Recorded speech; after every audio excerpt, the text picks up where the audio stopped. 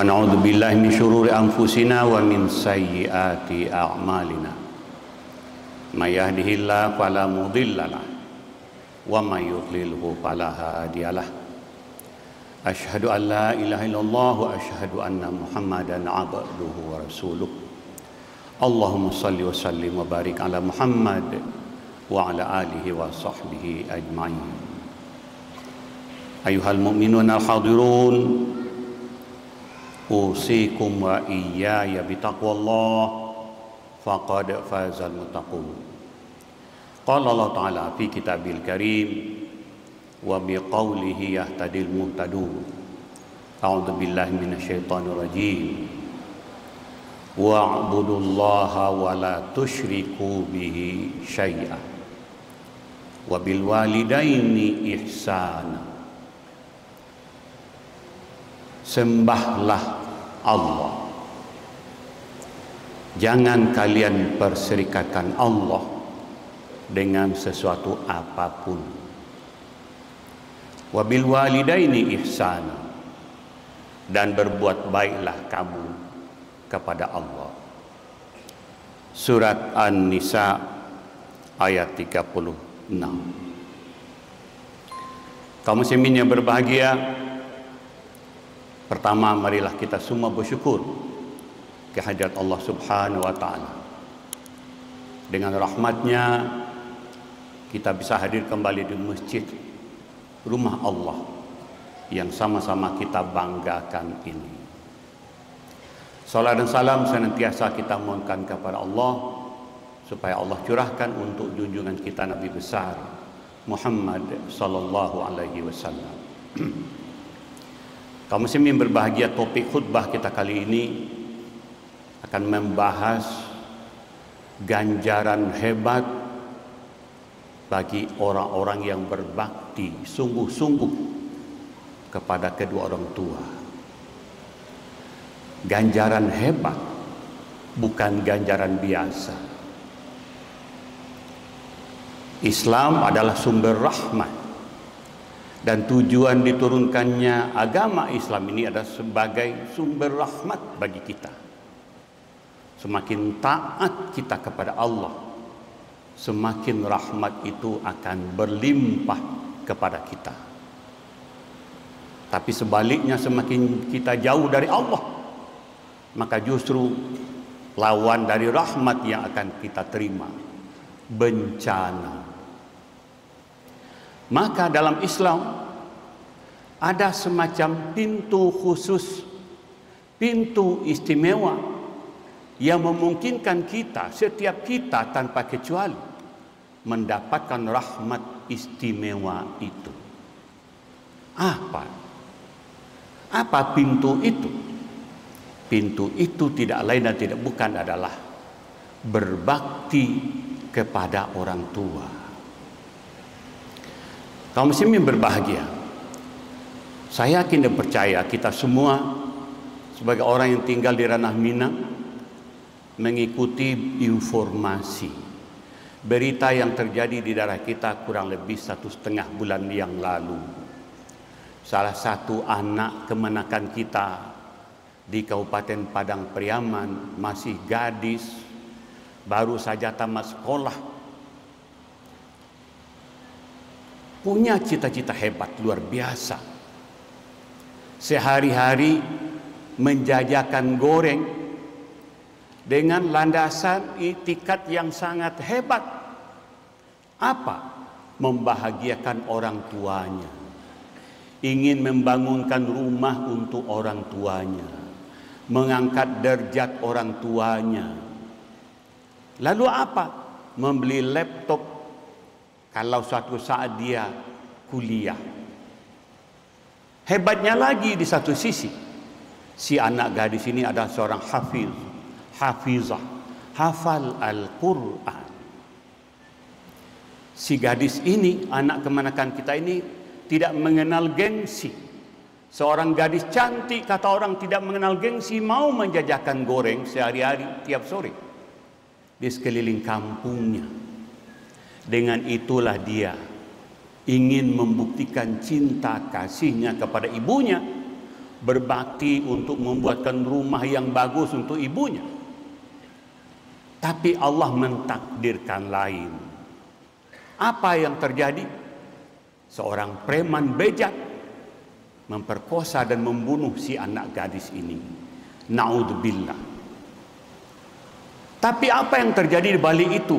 Tentu kita semua prihatin, sedih dengan peristiwa yang sangat memilukan pasti yang dialami oleh si gadis yang sangat hebat ini, si gadis yang sangat taat ini, yang sangat santun dan memuliakan orang tuanya.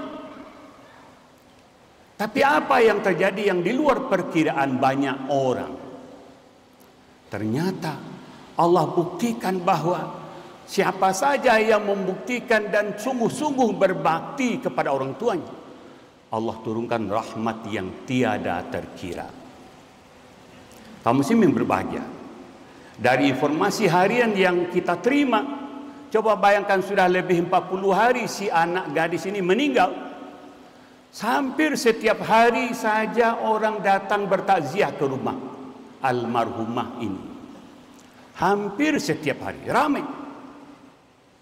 Lebih dari itu apa? Yang mendoakan si anak gadis ini, anak kemenakan kita ini, bukan hanya saudara kita di Padang Pariaman saja, bukan hanya di seluruh Indonesia, bahkan dari seluruh penjuru dunia mendoakan semoga anak gadis ini menjadi bidadari surga. Luar biasa. Bahkan banyak yang berkomentar, banyak juga orang yang diperkosa tapi hanya menjadi berita kecil saja. Tapi ini tidak. Anak gadis ini memang mengalami akhir hidup yang memilukan kita. Tapi Allah di sisi lain menurunkan rahmat. Doa itu datang dari hampir seluruh penjuru dunia. Kamu muslimin berbahagia. Bukan hanya itu juga ternyata. Karena si gadis ini ingin membangunkan rumah untuk ibunya dengan mau dan rela menjajakan goreng setiap sore tanpa gengsi. Sekarang tanpa diduga-duga dari mana datang bantuan, dan sekarang sudah hampir separuh rumah yang cukup besar dibangunkan untuk membuktikan impian si anak gadis itu. Insya Allah kayaknya dalam 1 bulan rumah yang diimpikan oleh si gadis itu akan segera terwujud. Kamu muslimin berbahagia. Apa sesungguhnya yang menjadi poin penting dari khutbah ini? Saya teringat kepada salah satu sahabat Nabi yang memang tidak kebetulan ketemu dengan Nabi, yaitu Uwais Al-Qarni, seorang muslim yang berasal dari Yaman. Nasibnya, kehidupannya hampir mirip dengan Nia Kurniasari, anak gadis kemenakan kita dari Padang Pariaman ini. Bagaimana miripnya? Uwais Al-Qarni juga seorang miskin, hanya hidup dari menggembalakan kambing orang, lalu sehari-hari membela ibunya yang juga sakit dan lumpuh. Maka pekerjaan sehari-harinya hanya 3: menggembalakan kambing untuk mencari duit, lalu kemudian berbakti kepada ibunya yang lumpuh, lalu selebihnya dia beribadah dan membaca Al-Quran.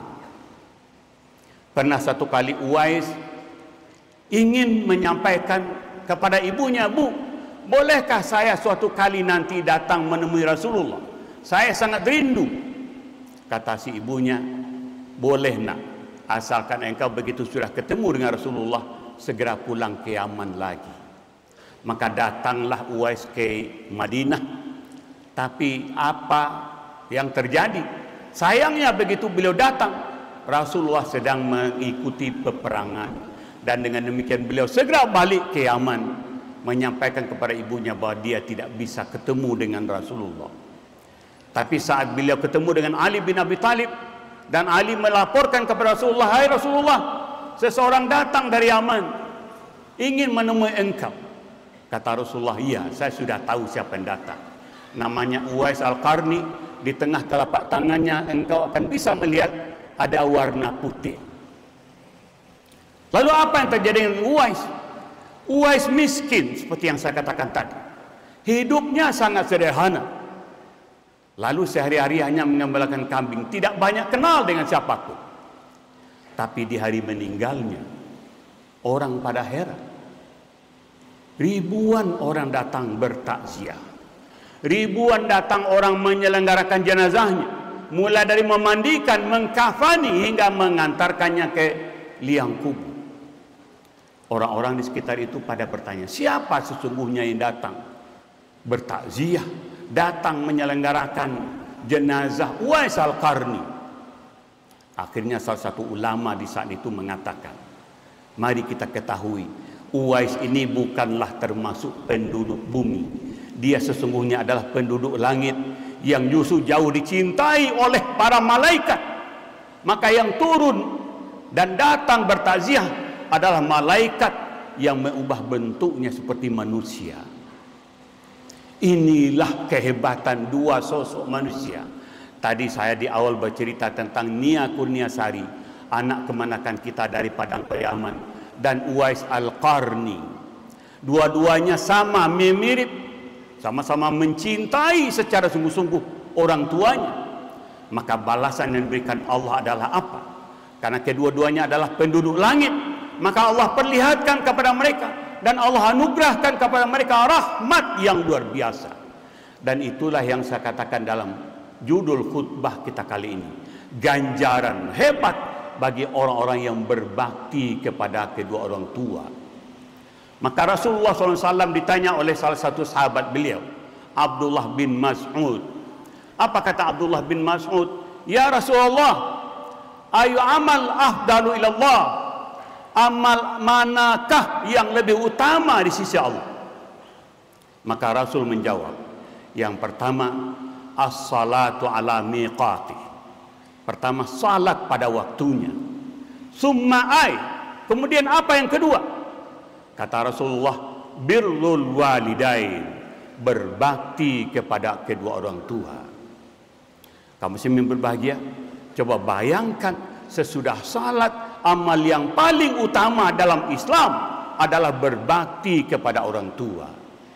Lalu kalau kita kaitkan dengan ayat yang saya bacakan tadi dalam surat An-Nisa ayat 36, ini bahkan lebih hebat lagi. Allah tempatkan posisi yang lebih tinggi birrul walidain itu. Kata Allah, saya ulang bunyi ayatnya, wa'budullaha wa la tusyriku bihi syai'a. Sembahlah Allah, jangan kalian perserikatkan Allah, jangan kalian persekutukan Allah. Lalu kemudian wabil walidaini ihsana, dan kemudian berbuat baiklah kalian kepada kedua orang tua kalian. Ini artinya apa? Sesudah tauhid, yakin kepada Allah, menyembah hanya kepada Allah, maka sesudah itu amal yang paling utama adalah menghormati, berbakti kepada kedua orang tua. Kaum muslimin yang berbahagia, karena itu manakala kita ingin mendapatkan limpahan rahmat, rezeki yang tiada tara, yang berlimpah, maka jalan tolnya adalah berbaktilah sungguh-sungguh kepada kedua orang tua. Mungkin akan ada pertanyaan, bagaimana Pak Ustaz? Orang tua kita tidak ada lagi. Rasul juga mengajarkan caranya mudah. Teruslah perbaiki, teruslah bangun silaturahmi dengan sahabat, kawan-kawan orang tua kita. Kalau sahabat mereka tidak ada, bukankah mereka juga punya anak? Anak dari sahabat orang tua kita. Hubungkan silaturahmi, itu sama artinya kita dengan berbakti kepada kedua orang tua. Karena itu kaum muslimin berbahagia, sesungguhnya Allah bukakan kepada kita pintu rahmat yang sangat terbuka lebar, pintu rahmat yang sangat hebat. Maka salah satu jalan terbaiknya itu adalah birrul walidain, berbakti kepada kedua orang tua.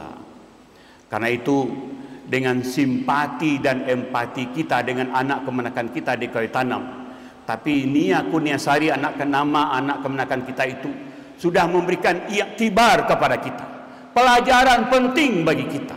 Pelajarannya apa? Mengingatkan kita kembali, kalau kita ingin mendapatkan limpahan rahmat dari Allah, rahmat berlimpah dari Allah, teruslah kita perbaiki bakti kita kepada orang tua. Dan terus juga doakan, moga anak-anak kita, keturunan kita menjadi anak-anak yang juga mencintai, berbakti, dan memuliakan orang-orang tua mereka. Mudah-mudahan apa yang kita sampaikan ini menjadi penting bagi kita. Karena apa? Kita tentu selalu menginginkan rahmat dari Allah Subhanahu wa taala.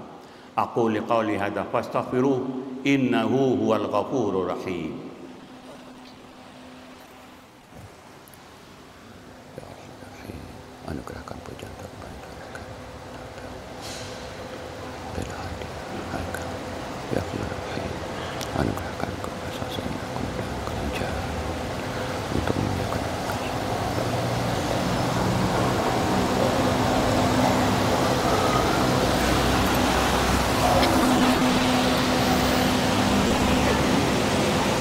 Alhamdulillahilladzi arsala rasulahu bil huda wa dinil haqq liyuzhirahu 'ala din kullih wa kafa billahi syahida. Asyhadu an la ilaha illallah wa asyhadu anna Muhammadan 'abduhu wa rasuluh. Allahumma shalli wa sallim wa barik ala Muhammad wa ala alihi wa sahbihi ajma'in. Ayyuhal mu'minun al-hadirun ittaqullaha haqqa tuqatih fala tamutunna illa wa antum muslimun. Qala Allah Ta'ala fi kitabil karim wa biqaulihi yahtadil muhtadun. A'udzu billahi minasyaitonir rajim. Wa may ya'tasim billahi faqad hudiya ila siratal mustaqim. Kaum muslimin berbahagia. Kita tengah menghadapi berbagai macam krisis. Krisis keteladanan. Tapi krisis keteladanan itu akan tetap bisa kita pertahankan manakala kita senantiasa berbakti kepada orang tua. Seperti saya sampaikan tadi, bakti kepada orang tua bukan amal biasa. Bukan amal biasa. Sesuai dengan banyak hadis dan ayat Al-Quran, bakti kepada orang tua adalah amal yang sangat istimewa. Karena ini adalah amal yang sangat istimewa, maka ganjaran dari orang yang berbakti kepada orang tua juga adalah ganjaran yang sangat istimewa.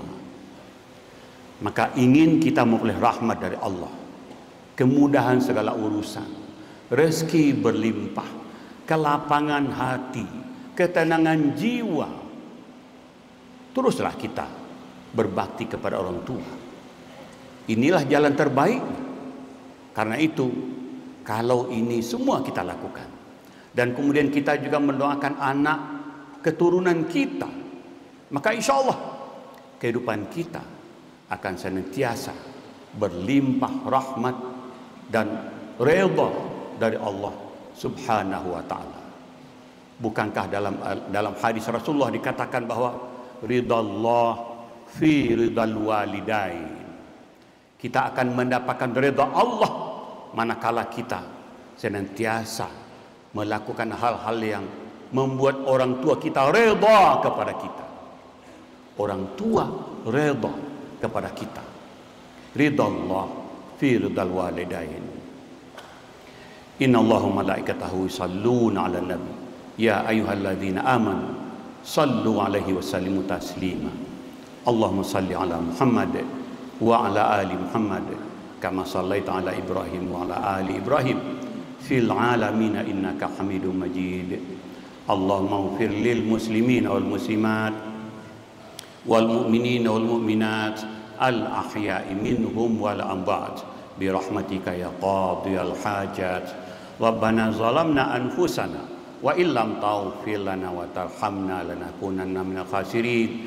Rabbana la tuzigh qulubana ba'da idh hadaitana wahab lana min ladunka rahmah innaka antal wahhab. Ya Allah, ya Tuhan kami, jadikan kami ya Allah menjadi hamba-hamba Engkau yang senantiasa berbakti kepada kedua orang tua kami. Ya Allah, jadikan kami ya Allah menjadi hamba Engkau yang senantiasa berbakti dan berbuat baik, memuliakan dan mencintai kedua orang tua kami ya Allah. Ya Allah, jadikan kami menjadi hamba Allah yang senantiasa berbakti, memuliakan dan mencintai kedua orang tua kami. Ya Allah, jadikan anak keturunan kami ya Allah menjadi hamba-hamba Engkau yang juga mencintai kedua orang tuanya. Ya Allah, jadikan anak keturunan kami menjadi hamba-hamba Engkau yang mencintai dan memuliakan orang tua mereka.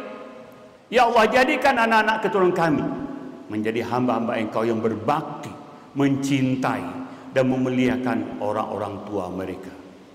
Ya Allah, ya Tuhan kami, amat banyak rahmat dan nikmat yang telah kami terima selama ini, ya Allah. Kami sadar selama ini banyak kami yang kufur nikmat. Kami sadar selama ini banyak kami yang lupa mensyukuri nikmat Engkau. Ya Allah, ampuni segala rahmat dan segala kesalahan kami. Ampuni segala kekeliruan kami, ya Allah. Jadikan kami menjadi hamba yang pandai bersyukur kepada Engkau, ya Allah. Ya Allah, jadikan kami menjadi hamba yang mensyukuri semua rahmat dan karunia Engkau, ya Allah. Ya Allah, ya Tuhan kami, saudara-saudara kami di Palestina sudah 1 tahun lebih, ya Allah, menderita, diperlakukan secara sangat biadab oleh Israel, rezim Israel yang didukung oleh Barat, ya Allah. Puluhan ribu nyawa telah melayang, ya Allah. Puluhan ribu gedung yang hancur, ribuan yang luka, ya Allah. Tiada pertolongan, ya Allah, kecuali pertolongan Engkau. Tiada pertolongan kecuali hanya pertolongan Engkau, ya Allah. Ya Allah, turunkan pertolongan Engkau untuk saudara kami di Palestina, di Libanon, dan di tempat lain, ya Allah. Ya Allah, turunkan pertolongan Engkau untuk saudara kami di Palestina, di Libanon, dan tempat lain. Ya Allah, dengan kekuasaan Engkau, hentikan pertumpahan darah, hentikan perlakuan biadab terhadap saudara kami bangsa Palestina, ya Allah. Ya Allah, Engkaulah tempat kami mengadu, dan kepada Engkau kami berharap. Perkenankan, ya Allah. Rabbana atina fid dunya hasanah wa fil akhirati hasanah wa qina adzabannar. Ibadallah, innallaha ya'muru bil adli wal ihsan wa ita'i dzil qurba wa yanha 'anil fahsya'i wal munkar wa baghi ya'izukum la'allakum tadhakkarun wa la dzikrullahi akbar.